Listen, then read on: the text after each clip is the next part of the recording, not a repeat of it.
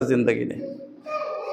حضرت سعد بن عقبہ رضی اللہ تعالیٰ عنہ صحابی رسول ہیں، سفر کرتے ہوئے اپنے قافلے کے ساتھ معلوم ہوا کہ میرا دشمن ہمارا فریق جو ہے دریا کے اس پار ہے، دریا بھی خطرناک۔ حضرت سعد بن عقبہ نام کے ساتھ بتا رہا ہوں، حضرت سعد بن عقبہ کا واقعہ ہے۔ انہوں نے اپنے ساتھیوں سے کہا کہ سامنے سمندر ہے، خطرناک دریا ہے، اس پار دشمن ہے، وہاں پہنچنا ہمیں۔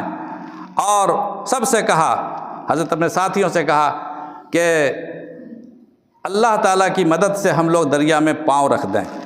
انہوں نے یہ دعا پڑھی، اللہم انا نستعین بک ونتوکل علیک وحسبنا اللہ ونعم الوکیل ولا حول ولا قوة الا باللہ العلی العظیم۔ یہ دعا پڑھ کر حضرت سعد بن عقبہ نے اپنا قدم، اپنا گھوڑا دریا میں ڈال دیا، اور ان کے دریا میں ڈالنے کے بعد سارے ساتھیوں نے بھی دریا میں گھوڑا ڈال دیا اور دریا کو آرام سے عبور کر لیا۔ تاریخ میں لکھا ہے کہ اس پار جب یہ لوگ پہنچے تو دریا کے قدم میں پانی بھی نہیں لگا تھا، ان کے کھر میں پانی بھی نہیں تھا۔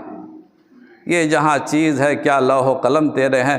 اس لیے اللہ تعالیٰ نے فرمایا کہ من کان یرید العزت فإن العزت للہ جمیعا۔